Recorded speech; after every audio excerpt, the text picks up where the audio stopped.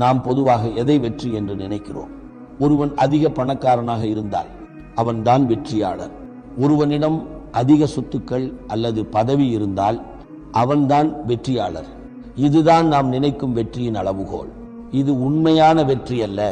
ஆனால் இஸ்லாம் இதனை முற்றிலுமாக மாற்றி காட்டுகிறது.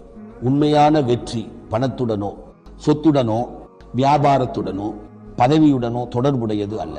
உண்மையான வெற்றி இந்த உலக விஷயங்களுடன் தொடர்புடையதே அல்ல.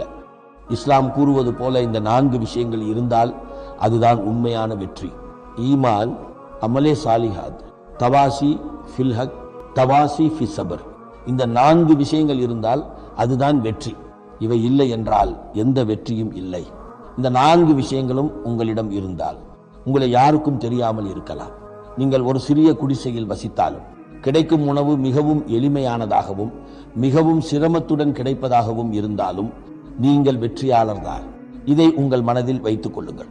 இந்த அளவுகோல் நம்முடைய அளவுகோலாக மாறாதவரை நாம் இஸ்லாத்தின் பாதையில் உண்மையாக நடக்க முடியாது. ஏனென்றால் மனிதன் செய்யும் அனைத்து ஓட்டமும் இரவு பகலாக உழைப்பதும் சிந்திப்பதும் திட்டங்களிடுவதும் எதற்காக? இந்த உலக வெற்றியை பெறுவதற்காக. தவறான வெற்றிக்கு பின்னால் ஓடினால் நம்முடைய முழு ஓட்டமும் பணம், சொத்து, வியாபாரம், பதவிகளை பெறுவதற்காக மட்டுமே இருந்தால் மனிதன் இந்த உலகத்திலேயே தொலைந்து விடுவான். ஆனால் எவரொருவர் மேல் கூறப்பட்ட 4 விஷயங்களையும் வாழ்க்கையின் வெற்றியாக கருதுவாரோ, நபி அவர்கள் கூறியது போல அவர்கள் ஒரு கூட்டத்தில் கலந்து கொள்ள விரும்பினாலும் அவர்களுக்கு அனுமதி கிடைக்காது. ஒரு குடும்பத்தில் திருமண உறவை ஏற்படுத்த விரும்பினாலும் யாரும் பெண் தருவதற்கு முன்வர மாட்டார்கள். அவர்கள் உலகத்தின் பார்வையில் மிகவும் சாதாரணமானவர்களாக இருப்பார்கள்.